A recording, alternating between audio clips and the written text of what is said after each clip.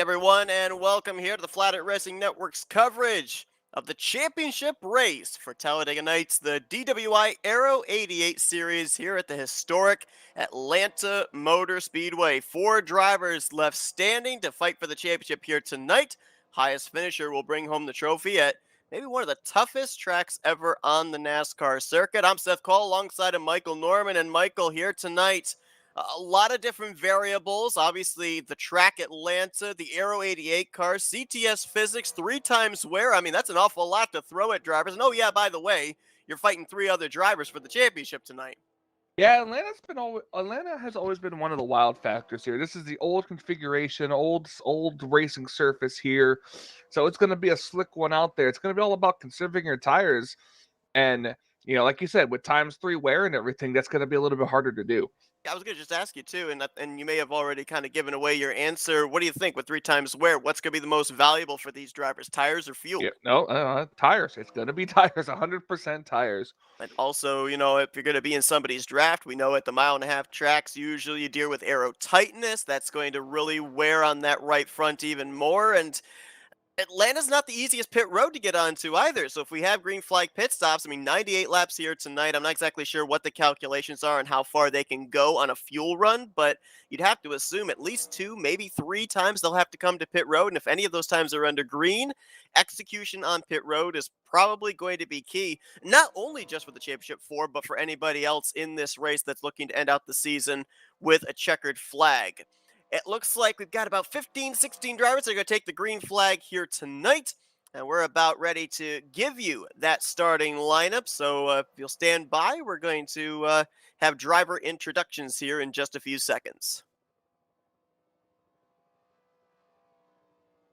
Well, Greg, don't. All right, well, as drivers get themselves ready to take the green flag here tonight at Atlanta, here's tonight's starting lineup for the finale. Starting number 1 in the 63 Chevrolet Camaro, Keith Bynum. Starting second in the 41 Wrangler car, and I'd like to say good luck to the rest of the chase drivers. Starting third, number 043, Brian Lovell from Big Stone Gap, Virginia. I'd like to give a shout out to Big Stone Gap Racing and Wolfpack Racing and Frank Divins as well for the paint. Starting fourth, number 43, Bob Dixon from Macon, Georgia. Starting fifth, number 21 car, driven by Randy Waugh from Huntsville, Alabama. Shout out to my sons Christian and Corey, grandkids Adrian, Asher, and Asa, friends Derek and Zach. Starting sixth, the number 088, Greg Lovell, driving the Grizzly Chevrolet Monte Carlo, I think it is. Good luck to you 4 drivers, and thank you, Keith, for the series, and Craig and Jeff and all you guys. Starting 7th, number 24 is Graham McDonald from Sarnia, Ontario. Good luck, everybody. Starting 8th, number 56 out of Mooresville, North Carolina, Jeffrey Elliott. Congratulations to the top 4 chasers. And the rest of you guys, good luck as well. Let's have a clean race. Good luck. Starting 9th in the number 40 J2 Esports Team Walmart Toyota Camry from Tuxedo, New York is Johnny McNamara. Good luck to the other 2 chase drivers. Starting 10th, number 97, Pat McCarskey, Brownsburg, Indiana. Good luck to the chase drivers. And second on back is wide open. Starting 11th, BSR Eli 114 from Duluth, Minnesota. Shout out to the BSR boys and good luck to everybody. Starting in the 12th position, in the number 12, Bojangles Pontiac 2+2, Gary the Slingshot Mingus from Tallahassee, Florida. Starting in the lucky 13th spot is the 188 Hot Wheels Monte Carlo, driven by Larry Rubenstein out of Georgetown, Massachusetts. Starting 14th in the 82 Davey Allison Tribute Ford Thunderbird from Canang Valley, West Virginia, Craig Hagley. Starting 15th and last is the 48 Alex Moe from Riverside, California, driving the Lowe's Noble 5 Chevrolet. At your starting lineup for tonight's race from Atlanta, Best of luck to all of you. Championship 4 will be talking to you guys in a few minutes, and best of luck to all of you. Hopefully we'll be talking to you post-race. Thank you, Seth. Appreciate it, bud. Thank you.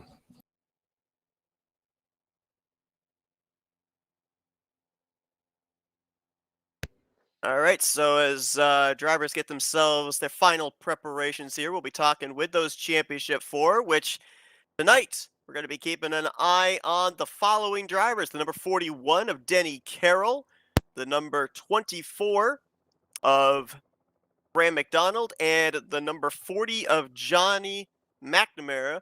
I believe that there was going to be another driver that was going to be in the playoffs. Oh no, I'm sorry. Keith Bynum in the 63 is the 4th driver that is going to be in the Championship 4. And we're going to be talking with all 4 of those drivers Wow, here. Seth, how could you forget an old playoff driver? I know. How could I forget that? But, I'm old Well, and I'm then forgetful. again, you are old. I am. Let's see if we can dial up those drivers that are competing for the championship here. I believe we have them here on standby. Keith Bynum, Denny Carroll, Graham McDonald, and Johnny McNamara. Gentlemen, first off, congratulations on advancing into this Final 4. I guess we'll go Keith, Denny, Graham, Johnny, because that's how we got you in the order here. Atlanta, what a place for a finale here for a championship on the line.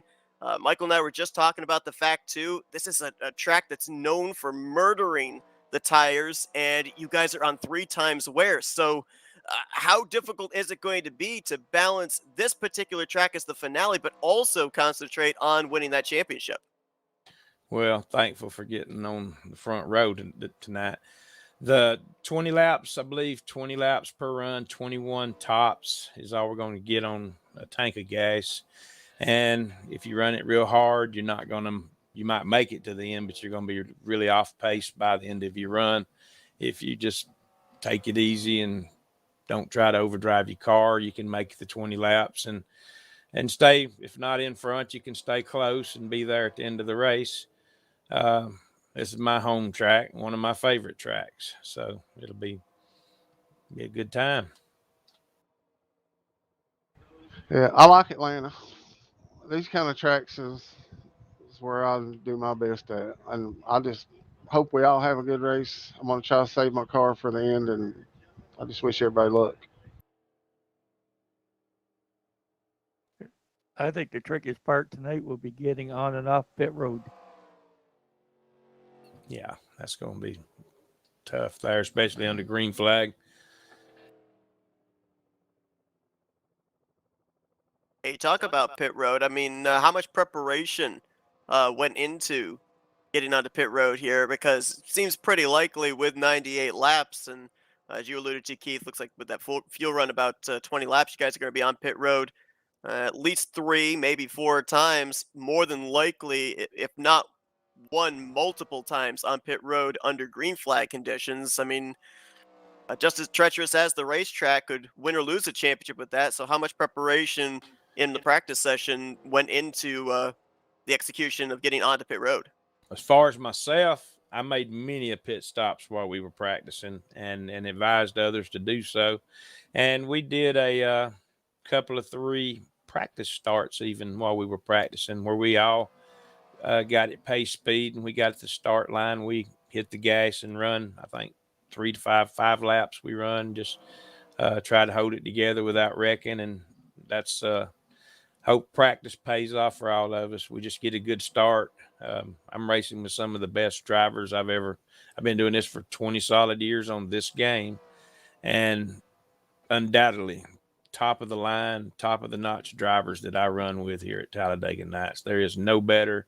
No, I know there's good drivers everywhere, but here we have a top notch group.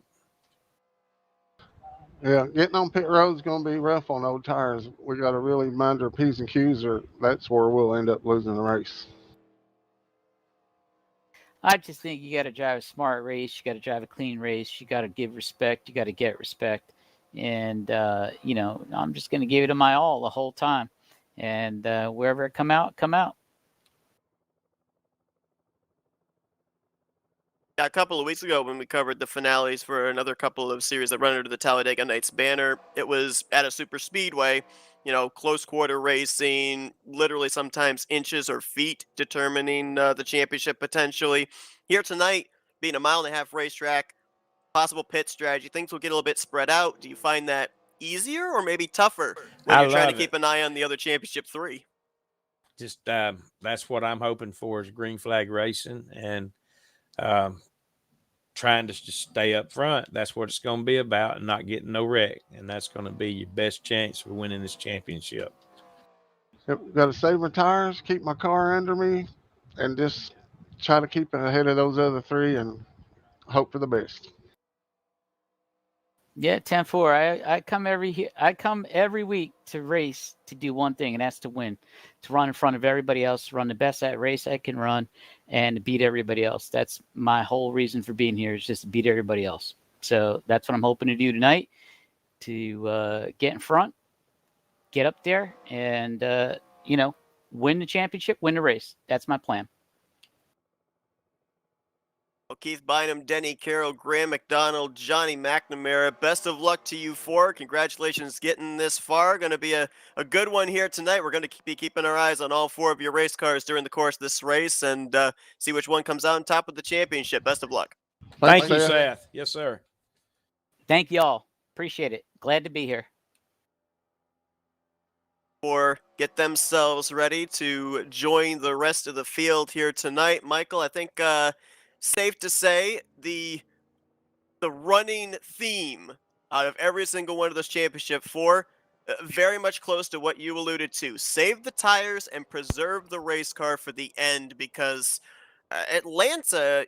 Let's just remind everybody here too, for those that know about the 2003 sim. This is not a newer version of Atlanta. This is the OG Atlanta, the original Atlanta track that came with the sim. This racetrack, it's been a long time since I've been on it, but from what I remember, there's not a whole heck of a lot of grip available. So It's these been a guys long are going to time be since you've been slipping on and sliding anything. around. It's been a long time since you've been on anything. You're anything original track? Yeah. Yes. You're absolutely right. I think the last time I ever raced on an original track was back during the High Grip Records days, and I think the last time I ever raced on an original track was when it was an original. that makes sense. I was waiting for that little bit of extra long Hence the name pause. original. I was waiting for that a little extra long pause. But yes, it's going to be a very interesting race here when these cars get going. It's exciting to look forward to, because it's not just the tires you got to worry about too. I mean, and I know this from personal experience racing on an old style Atlanta track, is that car can just break loose on you on cold tires very easily. So we're just gonna have to keep an eye on that one and make sure that doesn't happen to any of our championship contenders. Talk about cold tires. Also, I outqualified you, so how does that make you feel? I didn't see the grid, so I didn't know about that. So I out got of sight, out of mind. I got 16. You got 17. So we got the last row. Flatcaster's slipping. I don't know. Flatcaster's lost his speed. He was a pole sitter for one of the races we broadcasted one time, and now I don't know. He can't qualify inside of the top 10. But you brought up an interesting point with cold tires, and I did remember Keith Bynum mentioned not only getting on pit road, but also getting off of pit road. A very flat apron here off of pit lane. You have to merge all the way over in turn number 2. So, as you said, with those slick tires, these drivers are going to be tiptoeing around that apron, because if it does snap, more than likely you're going up the banking in turns 1 and 2, and certainly got to hope no oncoming traffic is in the vicinity. Drivers are moments away from gridding up and getting ready for what tonight will be 98 laps of racing. Again, 3 times wear, which means that it's 3 times the wear that it normally would be for tires. It is 3 times the consumption of fuel. So roughly one would assume that if we were doing just a regular fuel run, you'd be able to go probably 50 to 55 laps, maybe 60 laps if you could stretch it far enough on a tank of fuel. Here tonight, much smaller fuel cell, much smaller fuel capacity. So drivers will be on pit road more often. One thing I'm going to be very curious to keep an eye on here, and maybe it might be a little bit difficult, because with CTS physics, you end up having the ability to get draft laps if you're Stop running ignoring behind me, somebody. making fun of your flubs. I am completely ignoring you. But with the ability to be able to get draft laps, it might be a little bit deceiving in terms of lap times, but I will be interested to see if there is any fall off in terms of the lap times as we Oh get no, further into a run. there's going to be, once these tires wear out, the fall off is gonna be, you're gonna see it. I don't know if it's gonna be drastic, but you'll definitely tell. But with that being said, what kind of a benefit would there be with short pitting? Leapfrog some of the drivers by 2-3 laps, get that out lap on fresh Goodyears. I don't know. I mean, I guess it depends on how well you can save your tires. Yeah. If you can come in, get better tires, you can take it easy, but still gain a lot on the drivers that are out there on the old tires. I think it's safe to say if you pit here under green, you're going to at least lose 1 lap, maybe not necessarily 2. So You just have to gotta hope the hope thing that you stays don't get green and caught the out. cycles around. Yeah, you gotta hope it cycles and you don't get caught by a yellow. There you see the 15 cars that'll take the green flag here tonight. They've just gotten the command, and the Chevrolet Corvette pace car is going to lead them off of pit road. Now that's an old car. That is. Got Chasers, 50% of your final 4 on the front row. You can see them Wow, so based off of... that was some good math. That was good math. It wasn't Scott Steiner math, I'll tell you that much. But you could tell that they are the playoff drivers. Reference into a racing game. I did. I mean, they put enough wrestlers as like grand marshals for NASCAR races, so crosses over. But you'll be able to tell during the course of this evening where the 4 championship drivers are running. They are able to be differentiated by the green splitter, spoiler, and roof number. 63, the 41, the 24, and I believe the 40 does not have those. So only 3 of the championship 4 do. 40 car is, I believe, that light blue. Yep, that light blue and white car on the right side of your screen there. The Walmart-sponsored number 40. As here we go, Michael. 98 laps of racing here at the historic Atlanta Motor Speedway. A championship hangs in the balance, and Keith Bynum gets us underway. I forgot what I said at Talladega Nights. That was the phrase I was trying to get over. So I was gonna be like, "Yo, let's do this" or something like that. I don't expect you to remember. The only thing I remember you saying last Thursday night was "Wake me up before you go or something. I don't know. Yes, that's what it was. Wake me up before you go green. Bynum clear for the top spot. Brian Lovell going to move into second, so that pushes Denny Carroll back to third. Right behind him, Bob Dixon and Greg Lovell. I'm gonna have to assume that that bonus points don't really count. Yes, correct. Highest finisher is going to win the championship here tonight. As pushing up there off of turn 2 was second place Brian Lovell in the 0.43. Denny Carroll putting the pressure back on him, but you see that battle there for fourth with Greg Lovell to the inside of Bob Dixon. Greg Lovell, this was an incredible season for him. 8 regular season races, and he went to victory lane in 5 of them, but not in the championship 4. I believe he missed the stage 1 race, and that's why he did not advance into the final 4.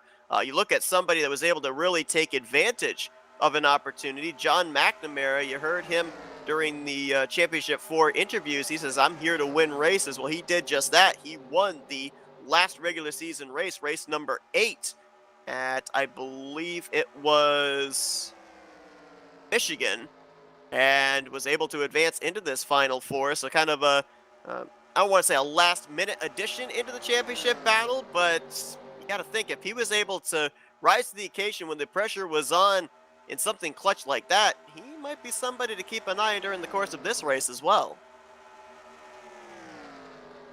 Keith Bynum is actually the only one of the, or actually, aside from John McNamara, he is the only other Championship 4 driver that has previously won a race this season. That was race number 4 at Pocono. And then the other former winner was Jeffrey Elliott. He won at Iowa couple of weeks ago as battle is on for the lead. 63 got really loose through the center of 1 and 2, opened up the door, and Brian Lovell is going to stick his foot in and look to lead his first lap of the evening. Denny Carroll following right in his tire tracks, along with Greg Lovell, throw a blanket over the top 4.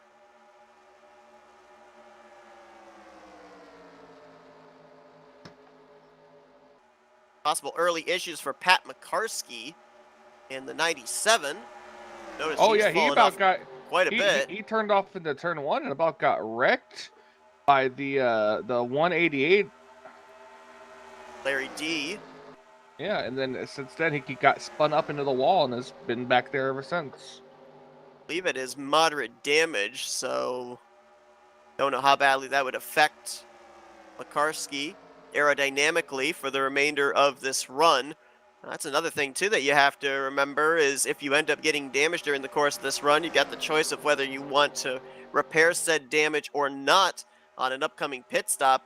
I would think, unless it's something that's really drastically hindering the speed of your race car, you wouldn't want to fix that damage under a green flag pit stop, because that's usually an extra 10-15 seconds on pit road, and that's valuable time that you cannot give up.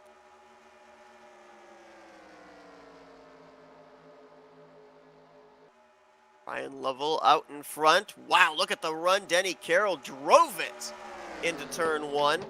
Had to check up a bit there to avoid running into the back of Brian, and that brings Greg Lovell to his back bumper. That'll be the battle for second place. Keith Bynum and Ram McDonald right there behind them. Couple of our championship contenders.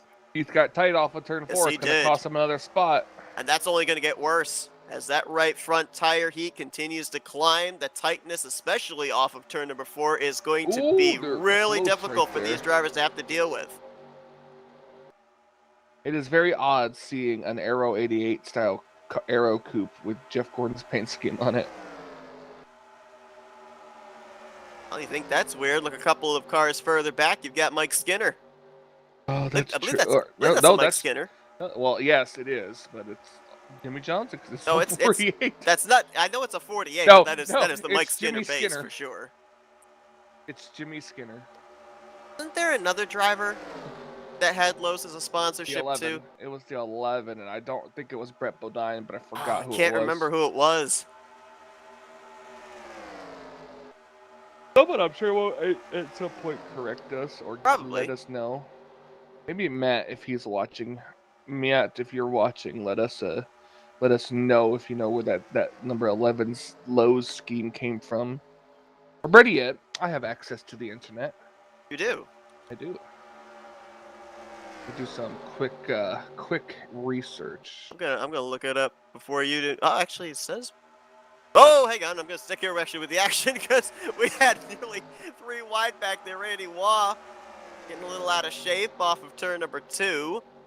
I don't know if he just started getting loose. It was or if he Brett Bodine. Was it Brett? Oh, okay. Yeah. Alex Moe not wasting any time. Remember, he started shotgun on the field, and he's already up to the 4th position.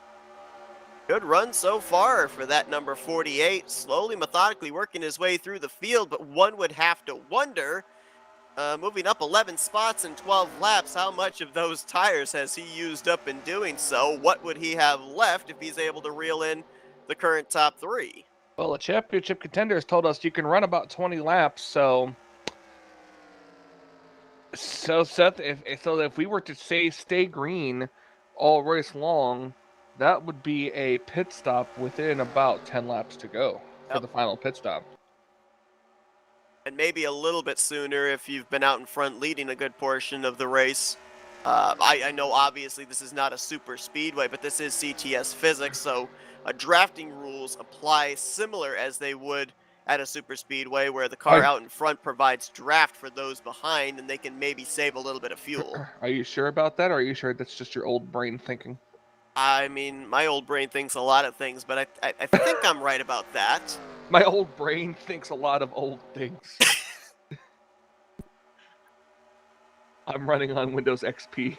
Says the man who was Owns 5 listening for the ovens. last 48 hours to the Isley Brothers from the 50s and 60s. I Well, think it was like the that late was because 1950s. you started that, It, okay? I did, but you didn't have to carry on the trend. For those that don't know, apparently the Isley Brothers song "Shout" has been stuck in Michael's head for, I think it's going on 72 hours now. Just about. Oh, Denny Carroll! I thought was about to bin it. Yeah, I Man, saw that it. thing was all He sorts of got sideways. super sideways, and now he's got the 088 all over him. Wow. But yeah, that's because it's a Fortnite emote that you bought and have been nonstop playing every time we play that game. I did. And I have no regrets about it. You name it. If it's old, I have it. The Monster Mash. Oh, caution! Caution is out. Oh, there's a wreck. I just heard it.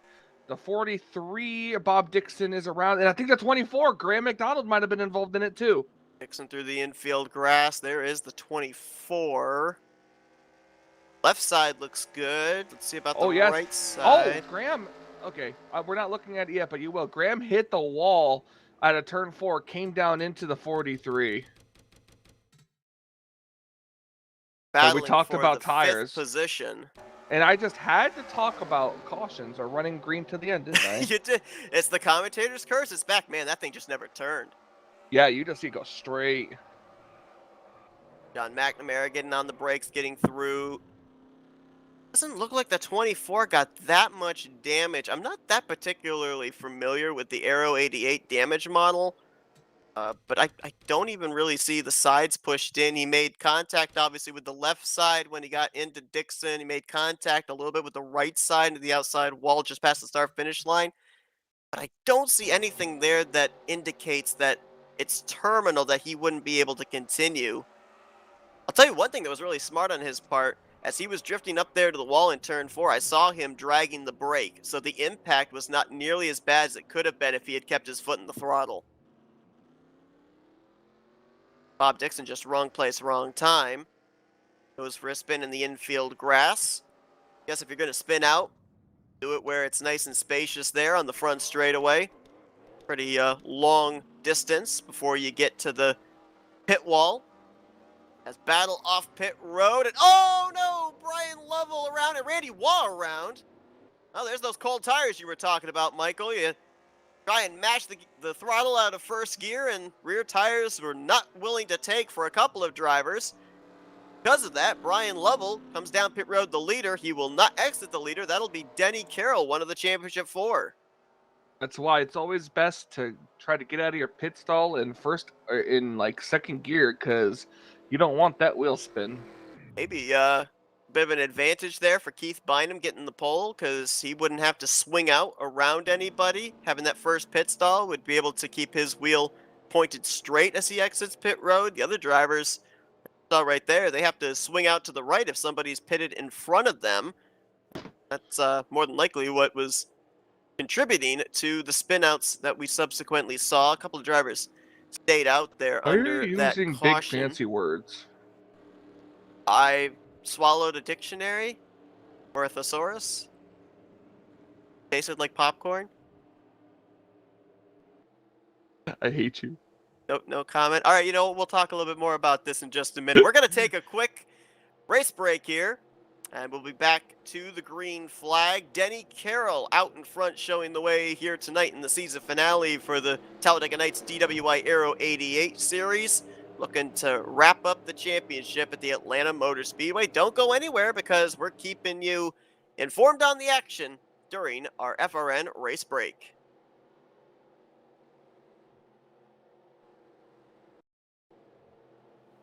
Coverage of tonight's broadcast will resume right after this FRN race break. If you enjoy what you're watching tonight, be sure to give this video a like. Also, it would help us out a lot if you'd hit that subscribe button, and be sure to hit the bell to be notified when we go live here on the Flatout Racing Network. Coverage of tonight's broadcast will resume in just a few minutes. Hope you continue to enjoy tonight's presentation.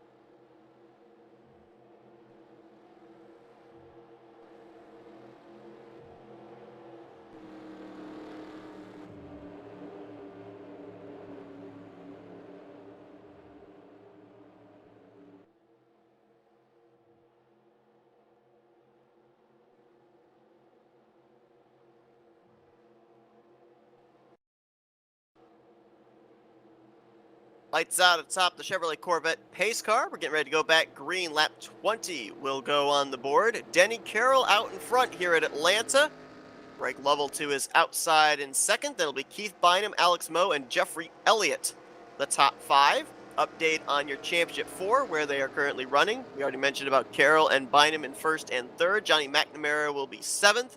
And Graham McDonald, after bringing out the first caution of the night, going to restart in the 8th position. Doesn't look like they spent any extra time on pit road getting damage repaired. He's back up here inside of the top 10. Not sure what was going on there with the 40 of John McNamara. He pulled low off of 4, now comes back in line as green flag back in the air. Lap 20 on the board. So now I'll do the jinxing this time. If we have a green flag pit stop, we'd be looking at a target lap of about 40. Lap 40. Oh, Denny Carroll. Oh, there's these cold tires. Here's the cold tires. My gosh. Told you. I told you. Denny You've Carroll got to was be on careful. the apron. Keith Bynum was all sorts of sideways out of turn number 2. Give it a lap, guys. Settle it down. Oh, there goes. Alex Moe. He got loose up into the wall. Denny Carroll is on the apron. We're still green. Saved it. They saved it. We talked about these Aero 88 cars. You know, they just snapping loose. You know, that's just what happens. You've got to give a chance for these tires to warm up here. Jeffrey Elliott almost getting loose here, but now that is going to give Keith Bynum the overall championship lead now. Gotta wonder about damage potentially on the right side of Alex Moe. Had done a great job of working his way up through the field after he started last. Also look at the spoilers on these Aero 88 cars too. Very low, so not a whole lot of downforce available for these drivers when they send it into turn 1. That could also play a part into it along with the cold tires. And Greg Lovell looking for his 6th, I believe. Let me double check on that. Yep, 6th win on the season, looking to close out the season with yet another checkered flag. Bynum into 2nd. Jeffrey Elliott now into the 3rd spot, and BSR Eli there in 4th place. Got some BSR brethren cheering him on in our YouTube comments here tonight. Currently solidly inside of the top 5. Championship battle might be between the 63 and the 40 of John McNamara, who was all up inside the left rear quarter panel of BSR Eli off of turn 2.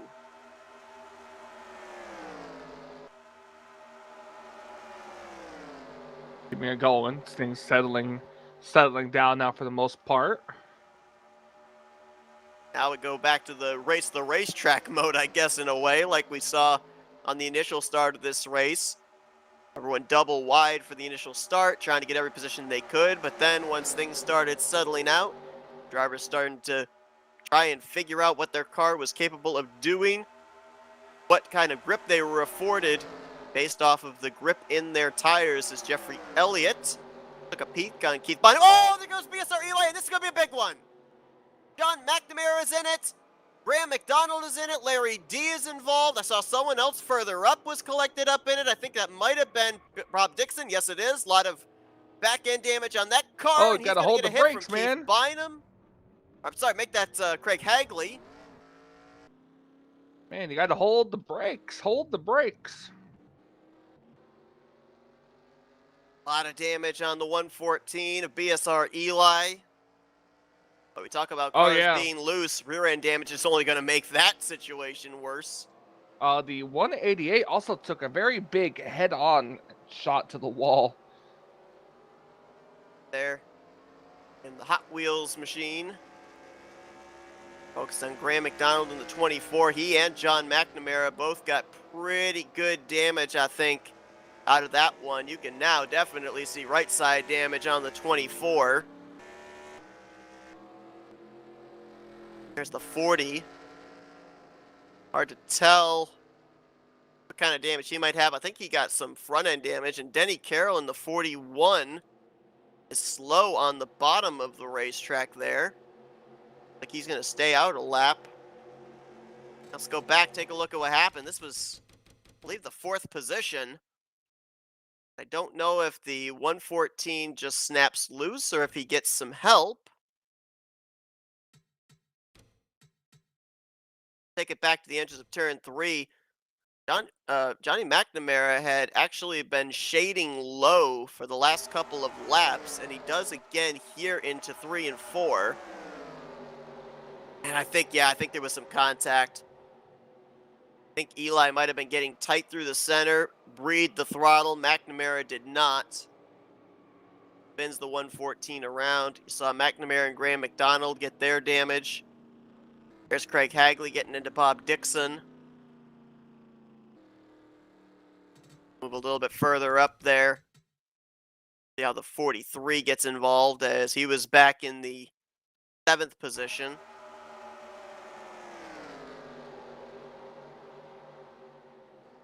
Yeah, he gets on the brakes.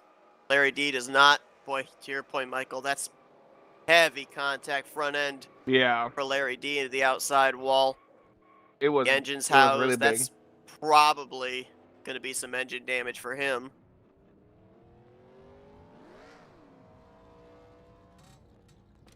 A tough break there for BSR Eli.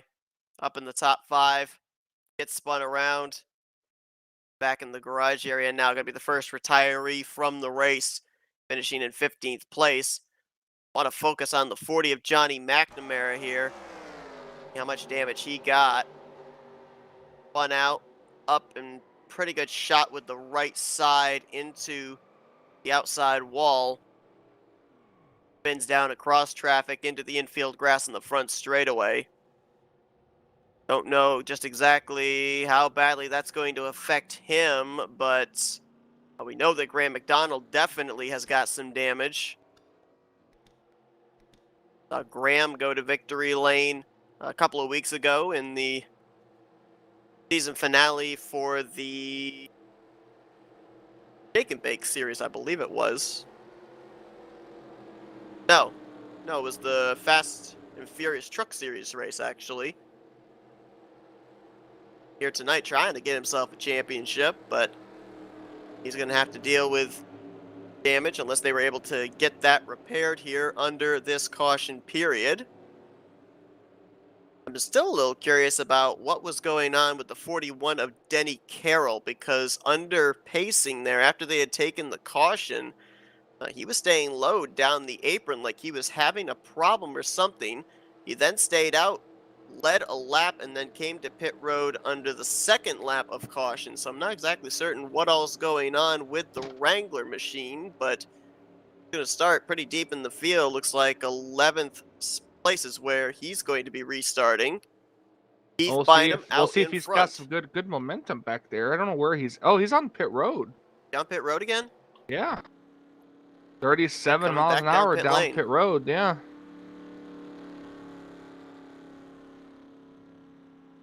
Craig Hagley, Gary Mingus there on pit road, John McNamara.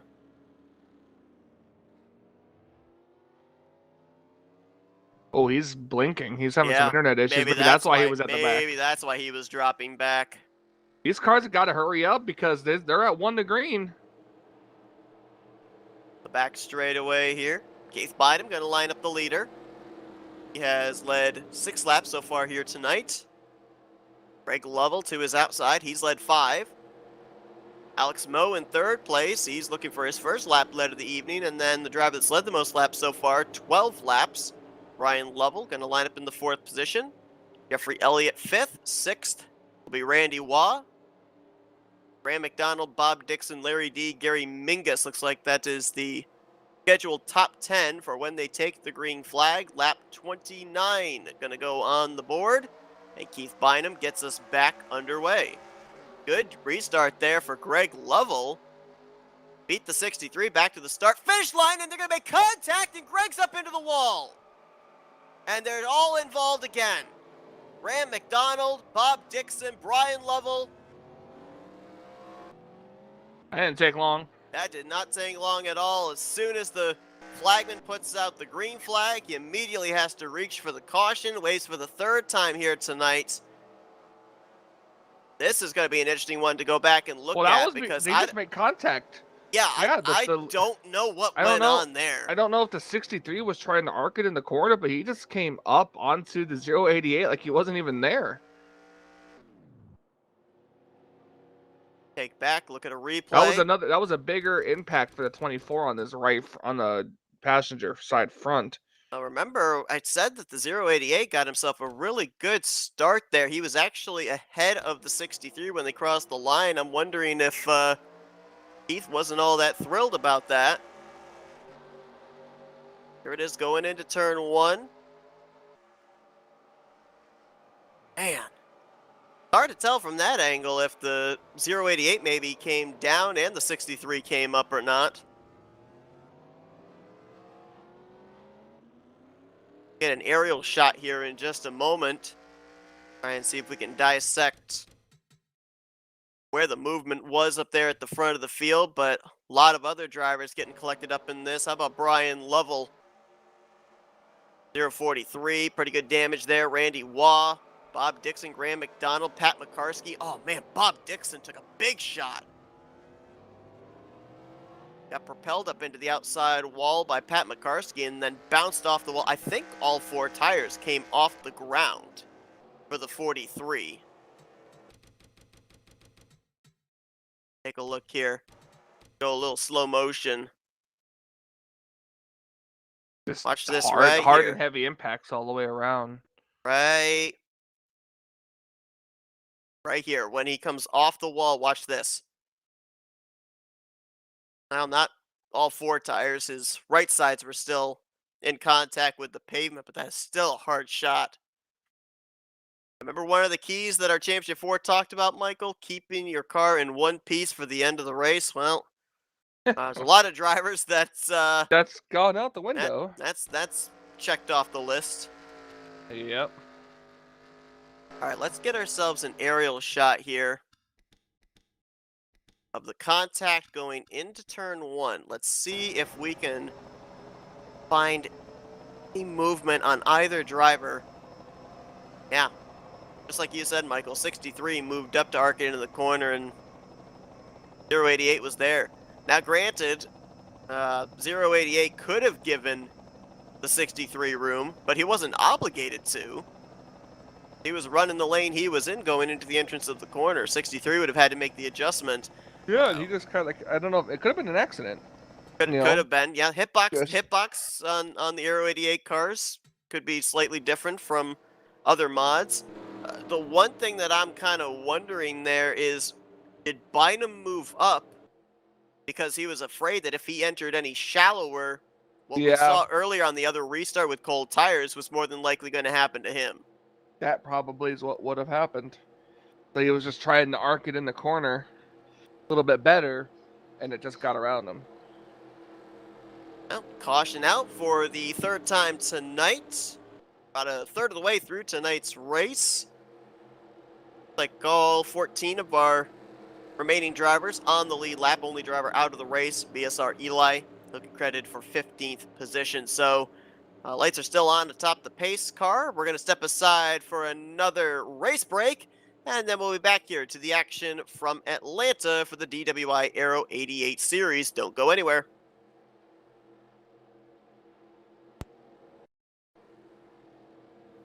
Coverage of tonight's broadcast will resume right after this FRN race break. If you enjoy what you're watching tonight, be sure to give this video a like. Also, it would help us out a lot if you'd hit that subscribe button. And be sure to hit the bell to be notified when we go live here on the Flatout Racing Network. Coverage of tonight's broadcast will resume in just a few minutes. Hope you continue to enjoy tonight's presentation.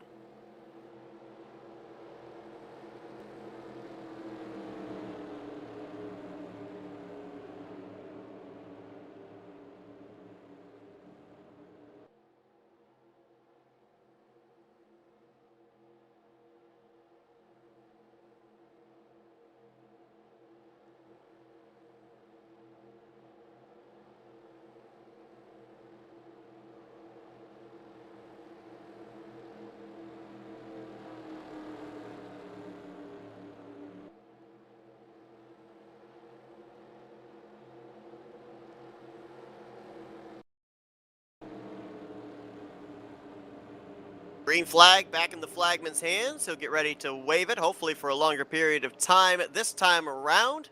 He'll be over the hood of the number 48 of Alex Moe. Jeffrey Elliott making up row 1 along with him. Larry D, John McNamara right now the championship leader in 4th, and Randy Waugh completes the top 5. Lap 34 on the board. We're back underway here at the Atlanta Motor Speedway.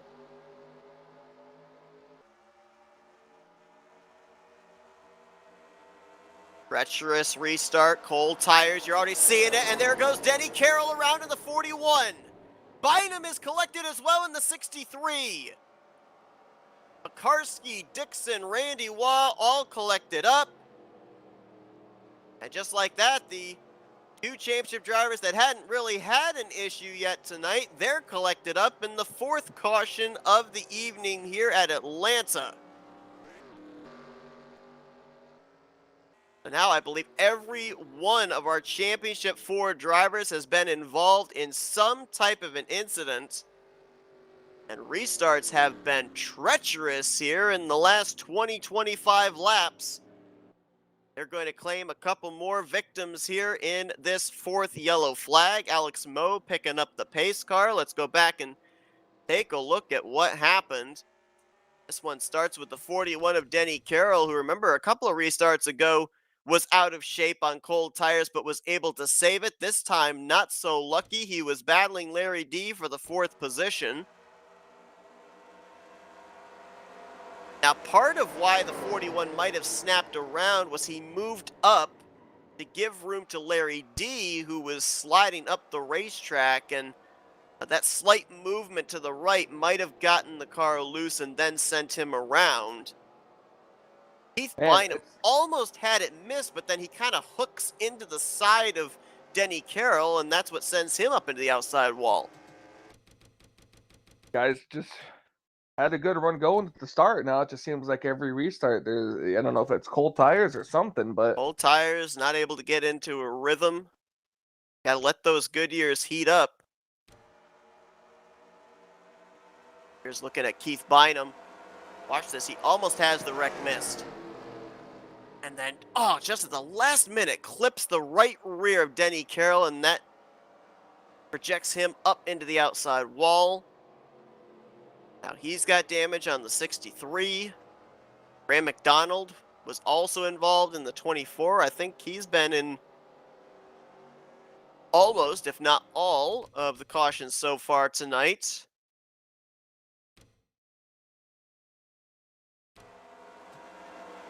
Here's a look at the 24 here. On the brakes, on the brakes. Oh, he had it missed too, and then Pat Makarski turns down into him. Oh, and he takes a shot with the left front into the inside wall.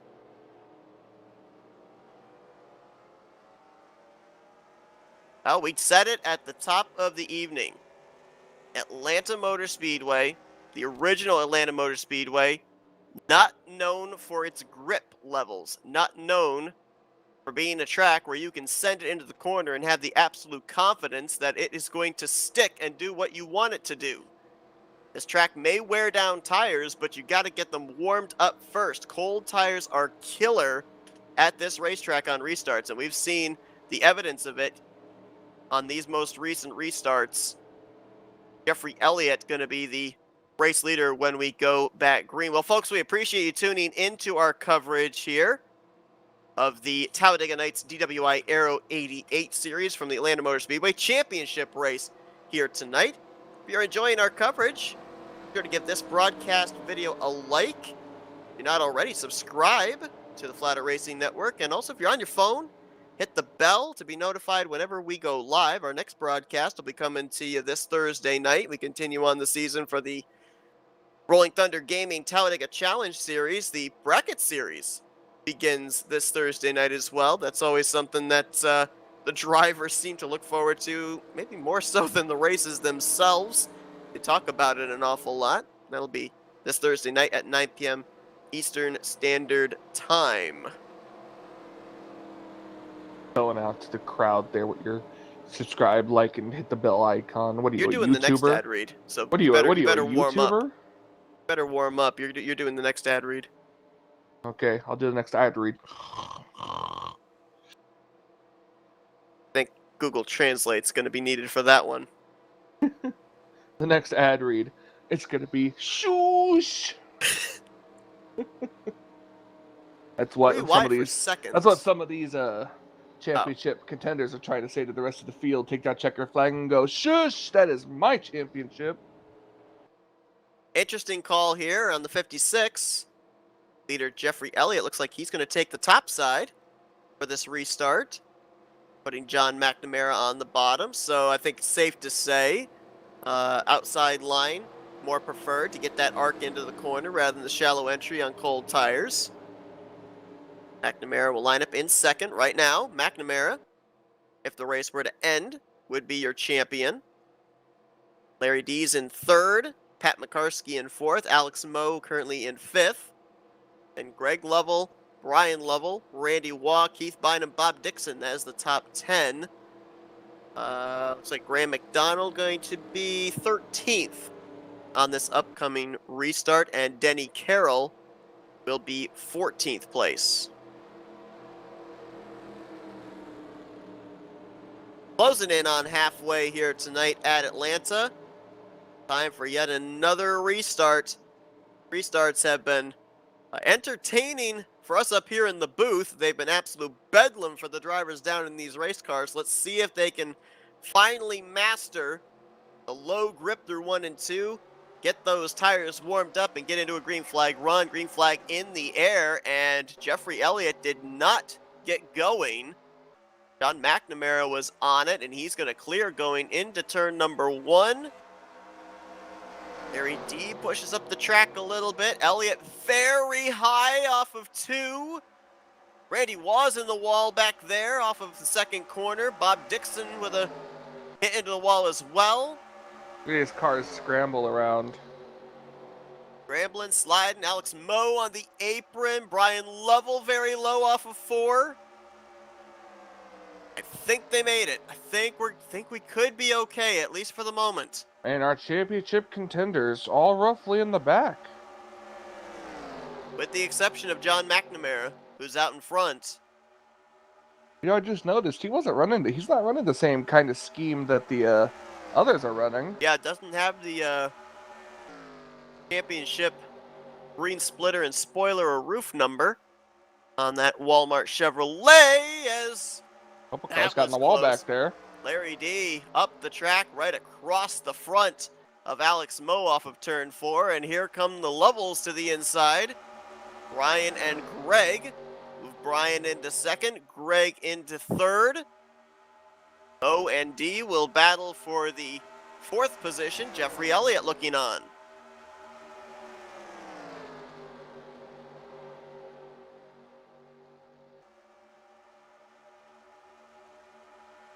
Alex Moe's going to take control of that position. Jeffrey Elliott now looking for 4th. He might take that through 1 and 2 as Brian Lovell closes up the gap on John McNamara.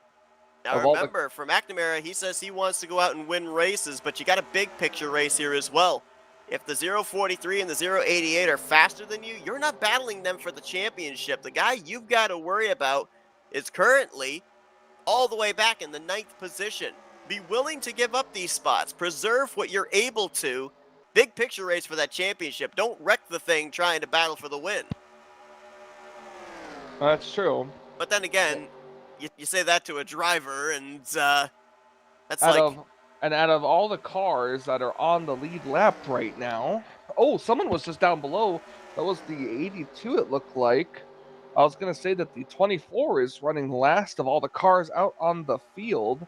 I didn't realize we had 2 equally painted cars out there. And McCarskey and Dixon. They've now kind of faded back here, but Graham's got a lot of work to make up if he's going to want a shot at this. Pretty safe to say that out of the championship 4, Graham McDonald has sustained the most damage in the 4 cautions we've had here tonight, so might be just riding it out, hoping that this continues to be a race of attrition and sweeps up the other. Wreck was your 188. The 188 has gone around in turn number 4. Caution is going to wave, I do believe. Yes, indeed. For the 5th time here tonight. Surprised, depending on who you were looking at, surprised you didn't see that. We were up at the front. Oh, that's why. So good thing you had eyes on it.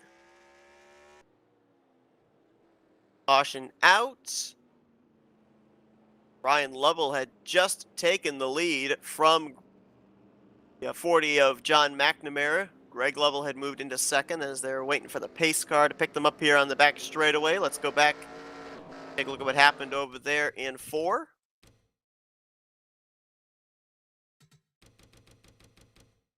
Larry D in the Hot Wheels machine.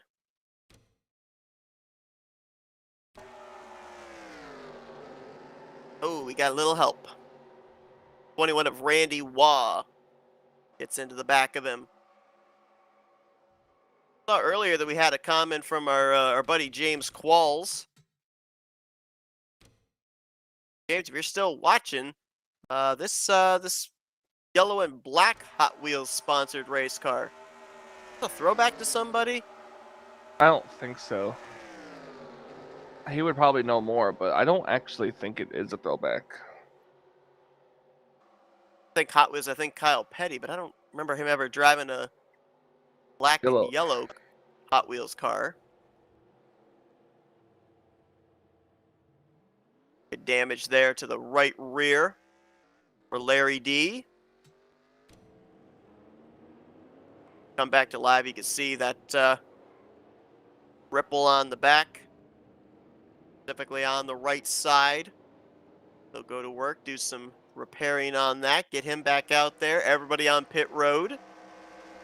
Greg Lovell wins the battle off of pit lane. Brian Lovell in second, then Alex Moe. Looks like Johnny McNamara will come out in fourth. Uh-oh. Get a speeding penalty, or is he just running low on the track? I guess he's just running low on the track. Keith Bynum's going to come out in fifth. Denny Carroll right there in sixth. So you've got 3 of your championship drivers lined up nose to tail in 6th through 8th, and Graham McDonald back here in the 24 car. Like he's around the 11th position.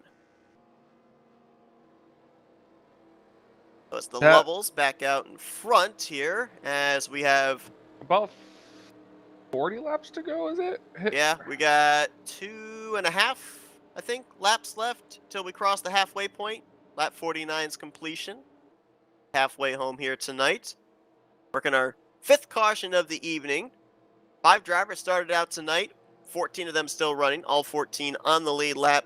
BSR Eli, the only driver currently out of the race in the 15th position. It's the championship race here tonight.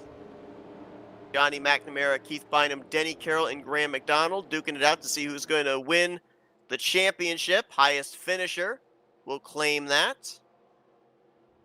And for the other 11 drivers, they're looking to end out the season with a checkered flag. Greg Lovell looking for his season-leading 6th victory on the year. For everybody else, with the exception of Jeffrey Elliott, of our non-playoff drivers, our non-championship drivers, they'd be looking for their first of the season.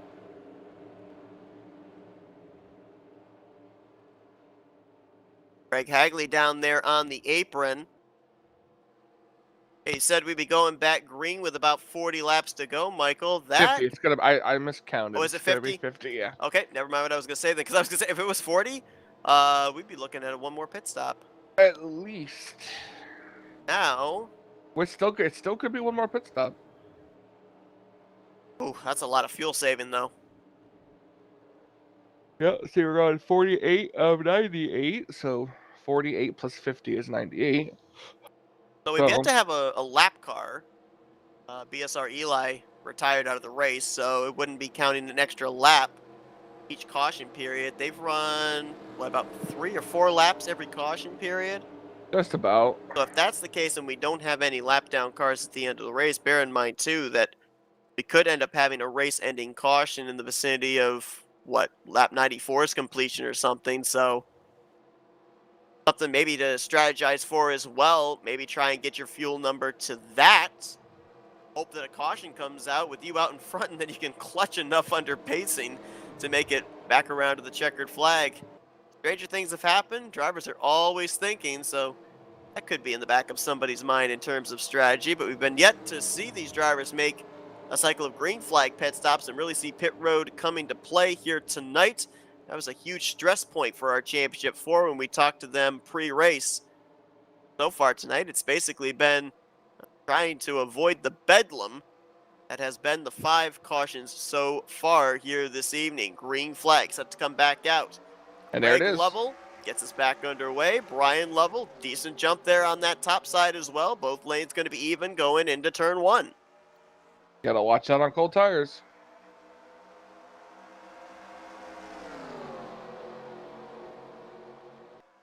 We see 088 loose on the bottom. 043 pushed up a little in the middle.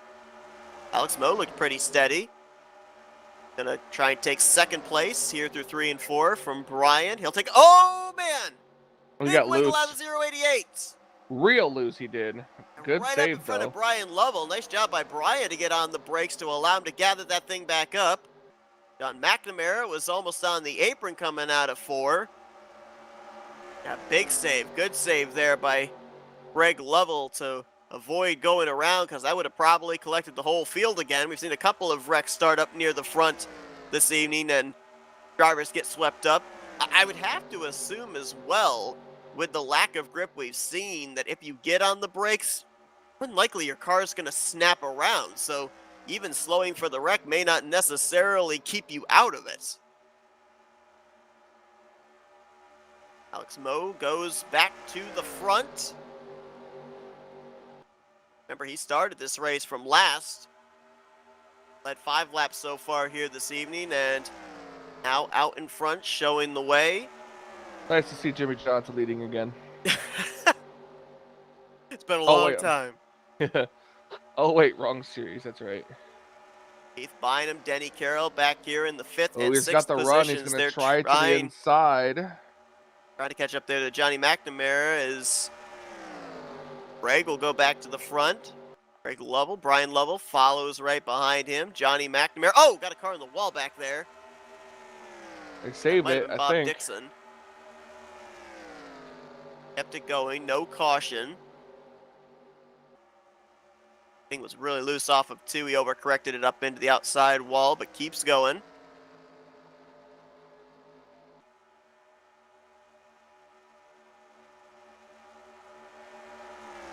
Battle potentially brewing for the 5th spot. Denny Carroll on the back bumper of Keith Bynum. They've got a car of Alex Moe between them and Johnny McNamara, who is in the championship slot right now in 3rd place, looking ahead at the leaders. Whoa, he almost got the wall there off a turn 4, did McNamara. Got loose, yanking the wheel to the left to make sure he didn't hit the wall, and nearly spun out for his troubles as Brian Lovell putting the pressure on his relative there, Greg.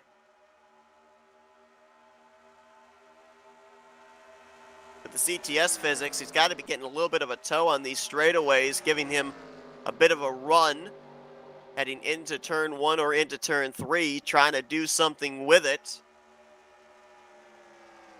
Question is, though, how much confidence do you have in your race car to be able to get on the inside? Because we saw in the early going of a run, the confidence level is low because of the cold tires. You don't want that shallow entry. The longer the run goes on, I would think the confidence level would dwindle, because as that right front tire heat kicks up, the car is going to be a lot tighter, not want to turn as much when you go low into the corner, especially if you're not able to get a wide arc and you enter in shallow, and it's going to push up into whatever car you're trying to pass for position. So when is the optimal time to be able to make a pass?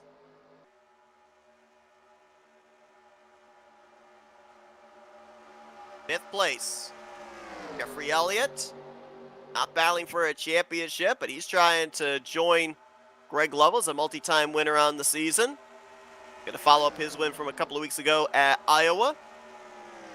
He will make that pass for P5. Bynum now getting a little tight. Might have had the air taken off the nose by Jeffrey Elliott. Opened up the door for Denny Carroll. He was looking to the top. Thinks better of it. Now shades to the bottom. Not going to be able to get a run this time. Right behind them is Graham McDonald. So all 3 of these drivers are hoping that Johnny McNamara has a problem up ahead so they can get back into the hunt. You saw that little side-by-side with the 41, the Dale Senior throwback of Denny Carroll. Whoa, Graham McDonald. Up into the wall, around he goes. That's going to be the 6th caution of the day. Look out. Oh, no. Oh, my gosh. Almost Ryan Preece-esque. Graham McDonald barrel rolling on the front straightaway after a huge hit from, I believe that was Bob Dixon. It's one of the Coke cars, either McCarsky or Dixon. And Graham McDonald's championship hopes are done just like that. Scary wreck on the front straightaway for driver 24.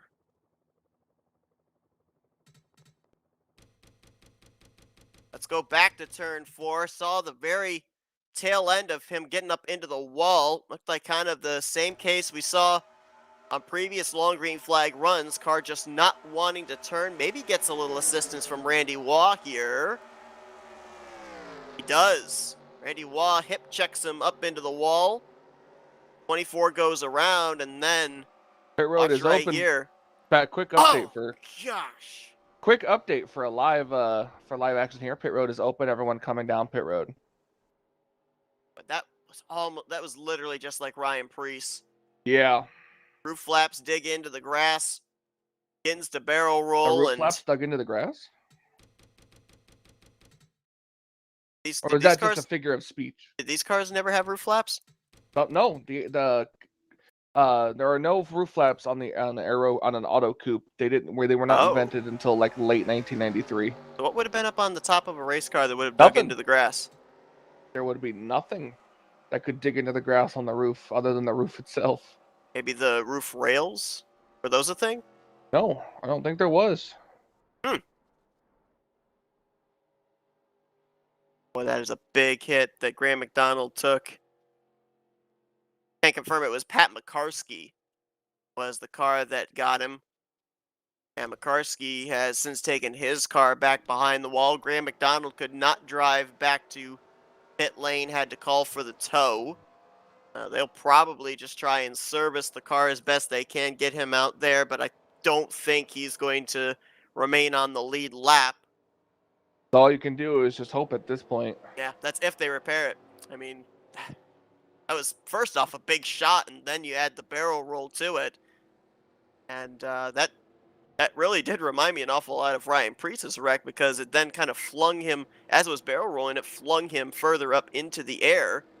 And you remember when Ryan Preece at Daytona, he kind of jumped over that access road, which I don't think it was part of the Daytona road course, but it's like a part of where the safety trucks can come out and everything.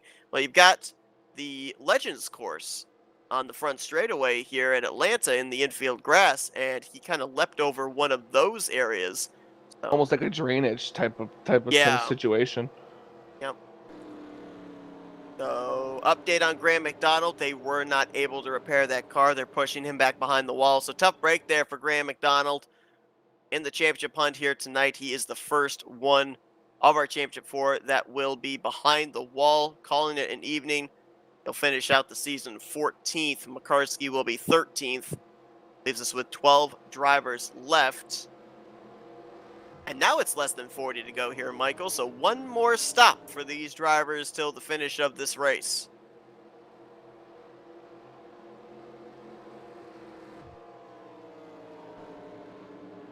Sean Dotson coming in with the information there in our YouTube chat.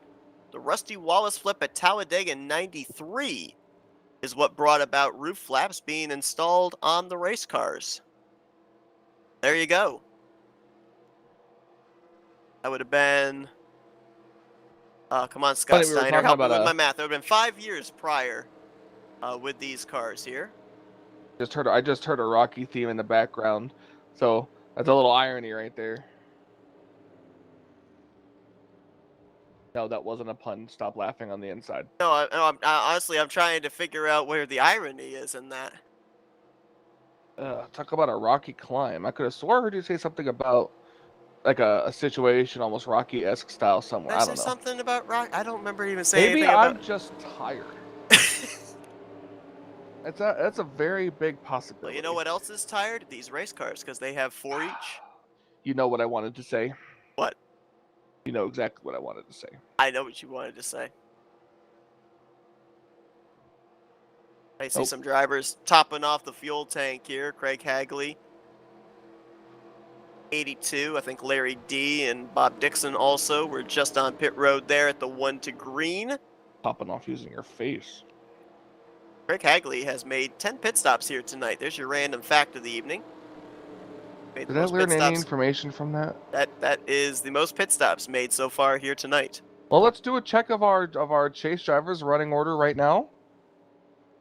As we come to the green flag. 3rd place, Johnny McNamara 4th, Denny Carroll 8th. All, at least to my knowledge, up to speed, still in the hunt for this championship, as it's the Lovels on the front row, Brian on the bottom, Greg on the top, green flag back in the air.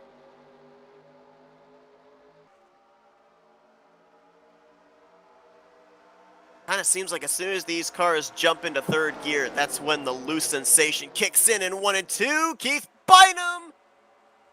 Close, close, close. Saved it. Denny Carroll forcing his way down in front of Randy Waugh on the back straightaway. Oh! Big hit into the wall for somebody there. That was, I think, Gary Mingus. He collects up the 82 of Craig Hagley, and the caution is not out. Oh, we are still green. Still green. Denny Carroll's gone around as well. I saw him getting loose off of 4, but I thought he saved it. Not the case. I don't know if, well, I wondered if with Hagley and Mingus closing in on the slower car, if that would bring out a yellow, but nope, we still stay green. Now Denny Carroll's hoping that a caution comes out to get him back into the hunt for this thing, because otherwise, if we stay trending green, he's behind the 8 ball. Greg Lovell trying to take the lead away from Brian Lovell. Some nice level action there. 3rd. Out of our championship 4, that 40 car has looked pretty stout. Haven't seen him having too many issues here, at least not in the last couple of restarts.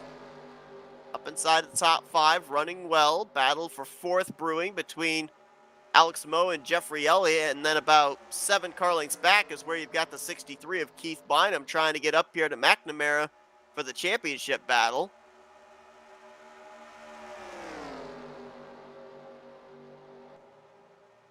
Brian got really tight in the draft of, Greg got really tight in the draft of Brian there through 1 and 2 as he pushed up the track. Johnny McNamara in turn pushed up even further, trying to give room to the 088. Wide again there for the 40 off of turn number 4, and that brings Alex Moe and Jeffrey Elliott into the conversation. It's all about where you can run a line here too, Seth. Don't worry, don't know about that. Sometimes you want the middle lane, the outside lane. It depends on how worn your tires are. So, if you were out there, the worse your tires got, what line would you prefer to run in?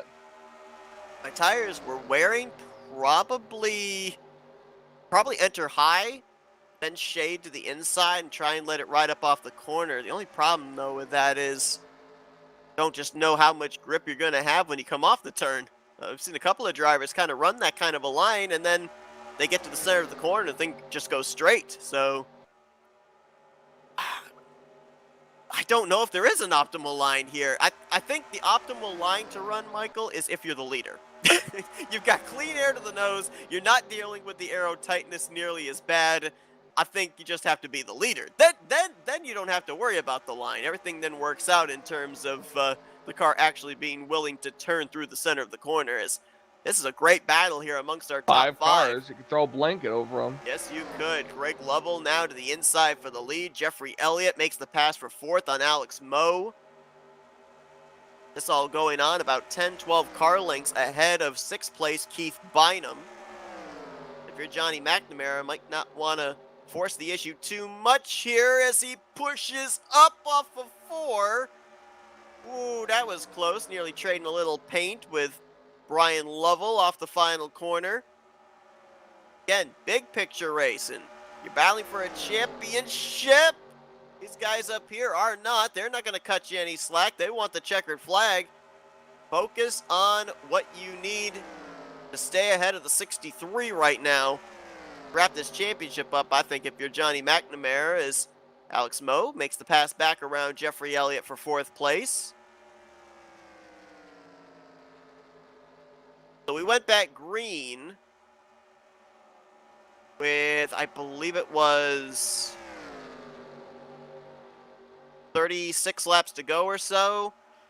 When do you make that final pit stop? And here's the thing too, with that final pit stop, potentially, if you stretch it as far as you could on a fuel run, with that being around 10 laps to go, does somebody maybe go with just right side tires? Because if it's at 10 to go or less, you'd only need a can of fuel. Got traffic here. That's Gary Mingus and Craig Hagley, who both went around when we went back green. Caution did not come out, and loss of track position now has them both getting passed by the top 5. They'll both go a lap down. Mingus in the 11th position, Hagley in 12th. They'll probably catch Denny Carroll, I would assume, pretty quickly. Yeah, there's Denny going into turn 1 now. And the leaders are only maybe about 8 or 9 car lengths back. Denny going to have to fight to stay on the lead lap, or to at least be the first car 1 lap down should we get a caution to get the lucky dog.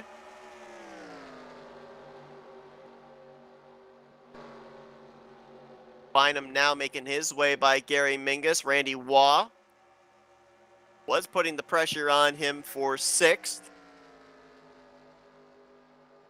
Caught Mingus in a bad spot off of turn 4, had to lift out of the throttle, now loses touch with the 63. Bob Dixon making his way around Craig Hagley. Car all crunched up on the back, but still running in the 8th spot.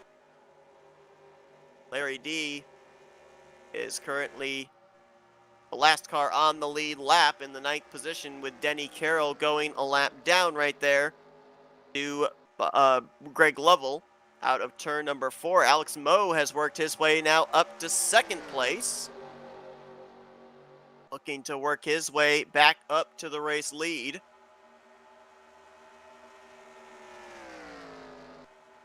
Four laps away from 20 laps to go, where the fuel window would be open to make it the rest of the way should drivers choose to pit. So far, lap leaders tonight tied up between Greg Lovell and Brian Lovell, with that lap completed. 23 laps each for both of them. 8 laps led for Keith Bynum, 7 for Alex Moe, 5 for Johnny McNamara, 3 apiece for Jeffrey Elliott and Denny Carroll. Then 1 lap led apiece for Craig Hagley and Pat Makarski.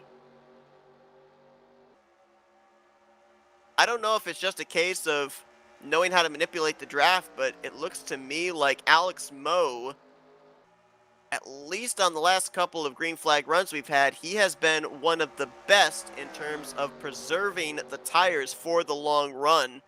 We saw him be able to work his way up into the top 5 in the early going of this race after he rolled off the grid last, 15th place. And we saw him beginning of this run back in the 4th, 5th position. He's now worked his way up to 2nd and is quickly reeling in Greg Lovell for the top position. So if you're looking at somebody that's got a very good long run car, able to keep those tires in check, available for later on in a run, probably have to look at this Mike Skinner throwback.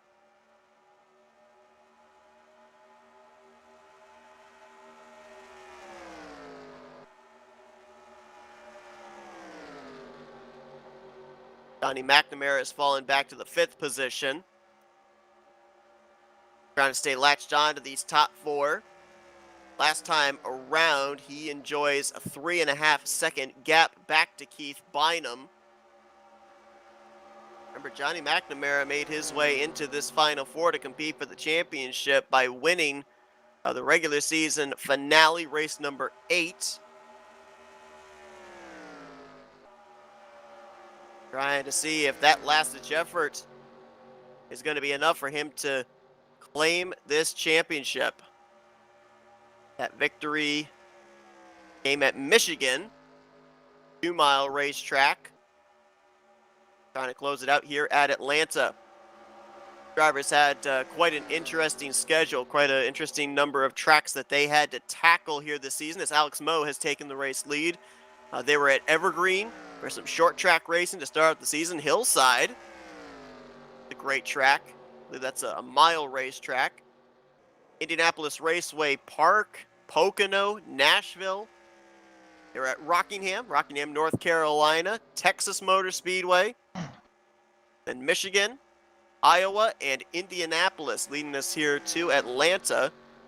Have to Really not a think. bad season. It's Yeah, there really really not. isn't. It's, And yeah, you'd have you to know, think it's with Texas being on the schedule that Greg Lovell, the winner there, would have probably been pegged an early favorite coming into this one since he already had a D-shaped mile-and-a-half racetrack win under his belt. but as similar as as the tracks are, they still handle very, very differently. Pit stops. Here we go. With 18 laps to go, you got 4 drivers on pit lane. Little hot there for Keith Bynum. Alex Moe, Brian Lovell, Keith Bynum, and Randy Waugh on pit lane this lap. There you see Larry D. He was on pit road the lap there's previous. a 12 losing it. Whoa, Gary Mingus spinning down the front straightaway there. But he's off the racing surface. Sliding through the grass. Green flag stays out. That's a danger of missing your marks, as they call it, trying to come down pit road. Pardon me. For some reason, couldn't get the word out. A couple more down pit road. Oh, he just Johnny spun it McNamara again, trying to get back going. But he was closer to the racetrack now. And green flag still stays out. Just making sure. Oh, and that's it. Oh, he just took out Greg Lovell. Yes, he did. He got the 088. That's going to be a caution. No, it's not. We're still green. No other car was coming up, and he wasn't 90 degrees. Mingus having problems there. Jeffrey Elliott hits the inside wall, getting on the brakes to come to pit lane here from the lead. Denny Carroll on pit road as well. Doesn't look like he has too much damage, though. Like an extended stay on pit road for Johnny McNamara in the 40. We'll follow up on that. I think despite what just happened to Greg Lovell, he might cycle out still to the front. No, actually, I think he'll cycle out to second. Alex Moe, I think, is going to be the race leader when all is done and dusted. Update, Craig Hagley.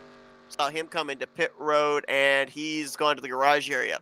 So he'll be 12th place here tonight in the final finishing results. As Alex Moe second that time around.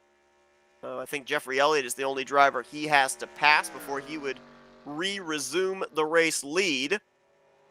And it would be with 15 laps to go. So we got our round of green flag pit stops. You got to see how treacherous Atlanta Motor Speedway is in terms of pit road entry.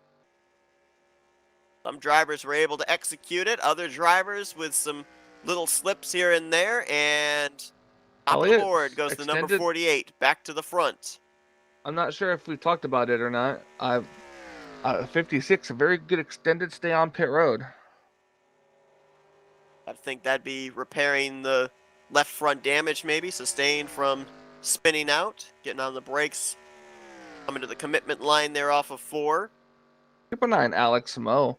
Fastest car in the racetrack throughout this whole race was the number 40, but he wasn't that far behind through the third fastest time of the race so far.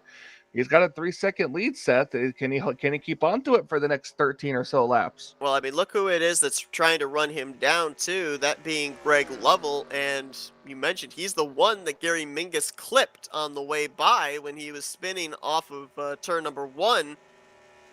It was into, I believe, the left rear. And then he went up and hit the wall. Yeah, so, if there's damage sustained or something there, that's certainly, you would have to think, going to hinder him. His ability to run down Alex Moe, as Jeffrey Elliott still sits on pit road in the 56. And again, the one thing that I said that was kind of the strength for Alex Moe on the long green flag runs that we've seen so far tonight is his ability to stretch out the grip in that Goodyear tires. So with 14 laps to go when he resumed the lead, I think it's going to be very difficult for Greg Lovell to reel him back in. Last time by, like Alex Moe ran 0.3 of a second faster than Greg Lovell did. We'll see about this time by 31.246. Greg clocks in 31.520, another 0.3 gained by the 48. So outside of a caution coming out, Alex Moe right now is in firm control of this finale. Johnny McNamara right now is in control of the championship. He was about 4th, 5th position when he came to pit road. He's looking for 3rd here on Brian Lovell, who gets really high off of turn 4. McNamara right now enjoying a Sunday drive almost. Yeah, what, 3.5 seconds? Oh, well, nope. 4 seconds now. 3.1 seconds. I Back honestly to, believe Keith that the Bynum. 088 car has damage. I mean, the 40 car just got around the 043, and so I feel like him getting put in the wall from the 12 like that. I truly believe the 088's got some type of damage. You can even see the rear end of the car. Yeah, I think damage definitely comes to play. Now, granted, I think that maybe as well, CTS physics, you got 2 cars there, the 40 and the 043 lined up, so they're going to produce a little bit more straightaway speed than the 088, but I think you're absolutely right. I think there is something a little more untoward there for Greg Lovell. 31.29 to a 31.30, so it's not that far off, but Alex Moe came to pit road, I think, 1 lap sooner than Greg Lovell did. So there's not much in it in terms of the life in the Goodyear tire. McNamara makes the pass on Greg Lovell. Brian now going to look to the inside as well. That's going to drop Greg Lovell back to the 3rd position, or is it? Battles back on the top, stays in the right rear quarter panel, but then has to give the spot up off of turn number 2. Denny Carroll, Keith Bynum. This is not for position. Denny Carroll is right now the first car 1 lap down in 9th. Keith Bynum on the lead lap in 5th position. Hoping something happens here in the final 8 laps to the 40 of Johnny McNamara. Randy Waugh right now in the 6th position. Bob Dixon still sporting that damage, but still on the lead lap in 7th. And right now Larry D is the last car on the lead lap in 8th place. I believe Jeffrey Elliott still on pit road. He is. Not sure exactly why he's still sitting on pit road, unless he's maybe it might just be an kind admin thing now. Could just be just sitting there watching the cars around the track as an admin rather than retiring the car. Very possible. Well, I could tell you from experience, it's a lot easier to be able to key up hotkey commands and whatnot when you're actually sitting in the car rather than having to type it out in the console.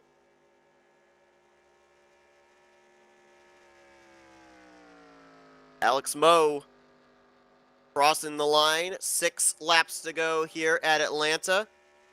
Started the race from shotgun and about to maybe complete the last to first challenge, though I did just see right there, got a little bit loose. Exiting through the center of 2. Doesn't want to do anything to jeopardize this lead that he's got. Back to Johnny McNamara in 2nd. Battle for 3rd's back on. Greg Lovell, big run onto the back of Brian Lovell through 3 and 4. Fighting for that final spot on the podium. That's just how important we are up here in the booth. They're fighting to be able to talk to us.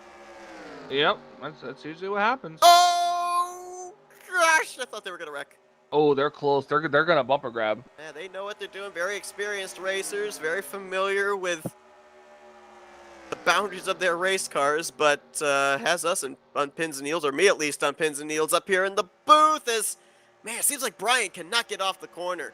Has to lift out of the gas, and Brian opens up the door just about a half lane on the inside, and Greg wants to stick his nose in there, but if he keeps his foot in the throttle too long, he's probably going to be in the left rear quarter panel.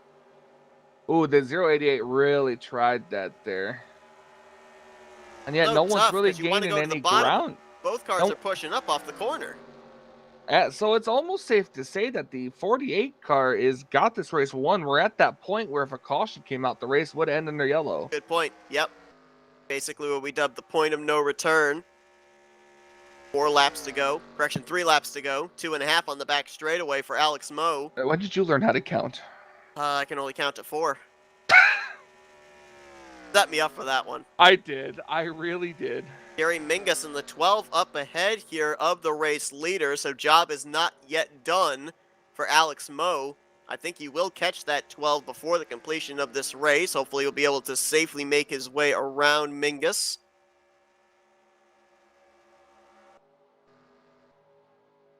Like 3rd place is over, that battle.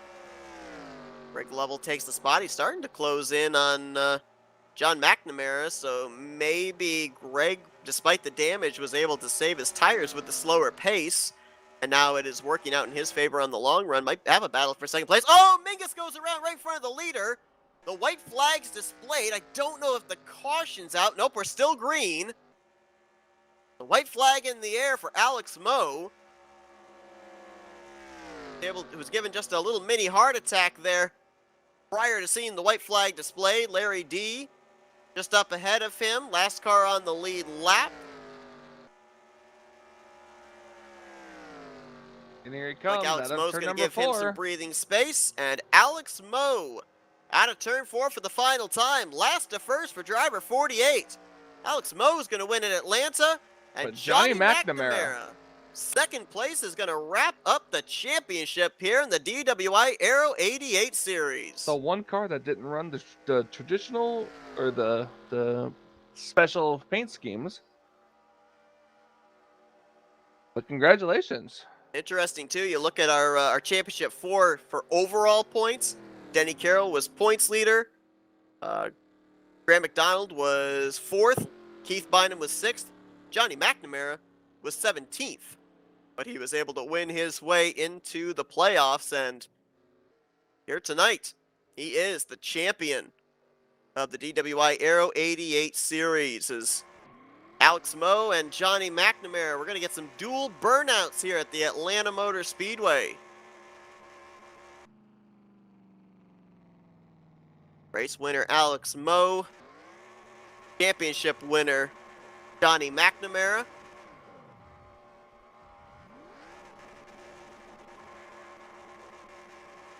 I feel like they did this to us a couple of weeks ago in back-to-back races where the champion finished in second. So we're going to have to do the unorthodox interviewing again, where we're going to have to go third place to race winner to champion, second place finisher. I'd have to go back and look, but I'm pretty sure that now Talladega Nights is 3 for 3 with their champion finishing second place in the 3 season finales here these last 2 weeks. Absolutely. Never unorthodox, but it's always interesting when the winner and the champion, or the winner and the race champion, finish podiums. So yes. Johnny McNamara, he said tonight, comes in with one goal, and that's to win races. He didn't win the race. He got the big one. He got the championship, and you got to wonder about the elation in that race car here tonight. And we'll be hearing from him in just a moment, as well as our other 2 podium finishers. Here's your finishing results after a wild one here tonight. Took a little bit of time to get things started with cold tires on restarts in the first half, but once we got going, had the cycle green flag pit stops, and Alex Moe drove away to this victory. Johnny McNamara brings it home in second. Greg Lovell in the third spot. Brian Lovell in fourth. Keith Bynum going to finish in fifth, so he'll be second in the championship standings. Randy Wass, sixth. Bob Dixon and Larry D finish on the lead lap in seventh and eighth. Denny Carroll had that spin. No caution saved him, so he will finish ninth, third overall in the championship for Gary Mingus after we saw his spin off of turn 4 right in front of the leader. He retired in 10th. Jeffrey Elliott in 11th. Craig Hagley, Pat McCarskey, Graham McDonald, and BSR Eli did not reach the conclusion. That was 12th through 15th. Graham McDonald, that wild barrel roll in the front straightaway, will finish 4th of the championship for drivers here tonight. Well, as we head into our post-race wind down here on FRN, it's time to talk to some of our drivers here this evening, get their opinions on what they had to deal with at the Atlanta Motor Speedway and bringing it home inside the top 3. Let's kick things off with the guy who brings it home third place tonight, Greg Lovell. Hey, Greg, Michael, and Seth up here in the FRN booth. Got a copy? Yeah, I got you, Seth. How's it going, buddy? I'll tell you what, very glad that we were up here in the booth rather out there on the racetrack with you guys, because it looked like you had your hands full from the very start. Looked like grip was an optimal for you guys here tonight, whether it was just the grip in the racetrack or the grip in those cold tires. Really sliding around in the early going, really tight off the corner in the late going. But we saw that you had a really stout race car there, had a good battle going with Alex Moe. And then that contact with the 12 coming off of pit lane, we saw you start to fall back. We were wondering, did any damage come into play in your ability to run down Alex Moe, make it a battle for this finale here tonight? Oh yeah, I had damage. My back bumper was crushed in, and it slowed me way down. And because Alex was just coming off pit road, and I was coming into turn one, so I would have been right there with him. But things happen. That's why we race, man. I mean, it's just things happen. Well, now that I stall for a few minutes while I think of another question because Seth took mine, tell us about the race in general. How was the car feeling? And I saw the action that happened right after the first caution. They came out just cold tires and folks just kind of, the car is just snappy loose like that. Tell us, how was the car feeling out there? Yeah, it was the first lap going into turn one. If you didn't go to fourth gear before turn one, and you try to keep it in third, you got more horsepower in the back wheels, and where you're on cold tires, just made it really, really slick. But I was making sure I was in fourth gear before the corner. But after that first lap, and you got some heat in the tires, it didn't feel all that bad. We talked about the schedule that you guys had to go through here this season. A lot of really interesting racetracks. You took checkered flags at 5 of them, including Texas, another D-shaped mile and a half. So, I mean, the victory that you were able to pick up there, how did that prepare you for the race here tonight, or was there really no similarities between these two tracks? I think they're a little different myself. There's not a big difference in them, but Atlanta wears tires a little more, in my opinion, than Texas does. Well, Greg, a great way to end out the season for you. 5 wins on the year for this series. Congratulations on that. Battled back to be able to get up into the podium here tonight after you drifted out there with about 5-6 laps to go. So strong there in the latter portion of the run, despite the damage you were sporting. Before we let you go, the floor is yours to thank some sponsors and do some shout outs. Yep, I'd like to thank Keith Bonham for the series, and who was his other, right? Craig Hagley for helping him. And I thank you guys, Seth, for coming over here and doing this for us. You do a great job every time. And shout out to Jeffrey and Ken and all these guys here. Hopefully next year, I was in the top 12 because I won 5 races. And the first week of the championship, I was dealing with some health problems, so I couldn't race. So that knocked me out of it. But there's always next season. Absolutely. Well, 5 wins this season. Strong season for Greg Lovell, and he ends it on a high note here tonight on the podium. 3rd place at Atlanta in the season finale. Congratulations on the good run here tonight. And yeah, best of luck next season as you try and gun for that championship. Thanks, guys. Appreciate it. All right, as we said, we're going to do a little do-si-do here with our top 3. We're going to leapfrog second place, our champion. We'll be talking to him last, so we're going down to Victory Lane to talk with tonight's race winner, Alex Moe. Hey, Alex, it's Michael and Seth up here in the FRM booth. You got us? Hey, guys, what's cracking? I'll tell you what, the word I think that we overused the heck of out of tonight was tires. And we said at the top of the program, it was really going to come down to whoever was able to preserve those tires for the long run. It looked like it was this 48 here tonight. You started the race from the back. We saw you work your way up into the top 5 during that first long green flag run. And it just kind of seemed that once we got into a rhythm near the end of this race, this 48 was putting down consistent lap times, lap after lap, even as the tires were wearing down. What were you able to find to be able to keep that long run speed where it seemed like others were struggling? Well, Atlanta, it's an abrasive surface, so you nailed it by saying, it was a tire race. I just know what line to run at Atlanta. You just got to lift off the gas at the right time, not kill the right front, and like you said, tires. I wasn't afraid to let the first 3, 4, 5 guys go, and I just cruised behind them, saving tires and hoping for that long run that we got there at the end. Looks like it worked out. Yeah, I mean, seeing how things were going, and that we had that little skirmish about mid race there, right after the first caution come out, just boys with cold tires and everything, and just making the car so snappy loose. Tell us how your car was out. Your car was out there, and compared to like the rest of them with the cold tires and everything. Oh, cold tires were a weapon this race. It was very loose. It was more over rotating than loose, but it was a handful those first 2 laps. On the restarts while we get the tires up to speed. I almost lost it myself. I think I overcorrected a little and hit the wall. It didn't give me much damage there early in the race, but yeah, I wasn't the only one struggling with that. Cold tires were a mess on the restarts. We covered a lot of different points that drivers are going to have to deal with here tonight. Low grip at Atlanta, not a whole lot of grip on cold tires, really tight on exit on the warm tires, the hot tires. One thing that we zoned in on was potential green flag pit stops. This is not one of the easiest pit roads to get onto. Several drivers seemed to struggle. Looked like you were pretty steady getting onto pit road. How much preparation went into executing a green flag pit stop if it came down to it, which in the end we saw it did?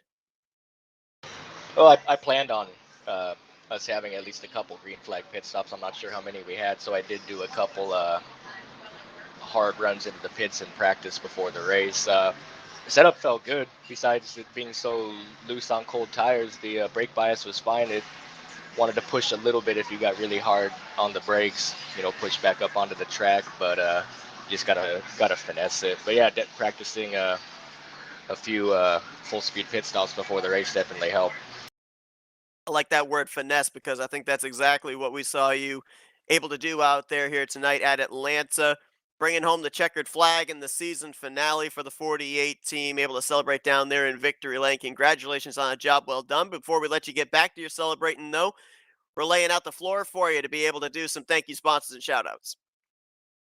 Well, shout out to you and Michael. You guys are some of the best in the business here at FRN. I feel bad for Greg. He got kind of Mingus there at the end. He would have been right there with me. It would have been a 2-car race, and I've done that so many times with Greg where we ran away from the field, and it's just me and him at the end on the final run, and I feel bad for him. It could have been his race just as much as mine. And big shout out to Johnny McNamara on the championship. He was definitely excited up there when we all crossed the line. And then shout out to Keith Bynum. He's the one who runs this DWI league, and Elliott, Bob Dixon, Ken Roberts, everyone who helps put everything together here at Talladega Nights. Shout out to them, and Lowe's and Chevrolet, of course, as well. Well, Alex Moe, he started shotgun on the field, but he finishes P1 here tonight at the Atlanta Motor Speedway. Brings home the checkered flag in the season finale for the DWI Aero 88 series. Congratulations, Alec. Go and enjoy this victory. Got it done. Thanks, guys. Have a good night. Alex Moe did the burnouts as the race winner. Another driver did some burnouts here tonight as the series champion. Let's see if we can dial up Johnny McNamara. Hey, Johnny, it's Michael and Seth up here in the FRN booth. Got a copy?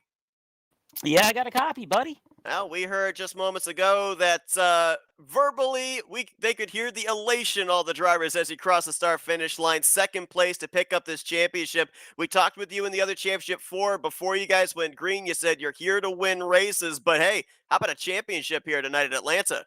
Man, I can't tell you, I can't be more stoked than to win tonight. When I joined this league, I was never more excited. I knew I was here to do one thing, that was win the championship.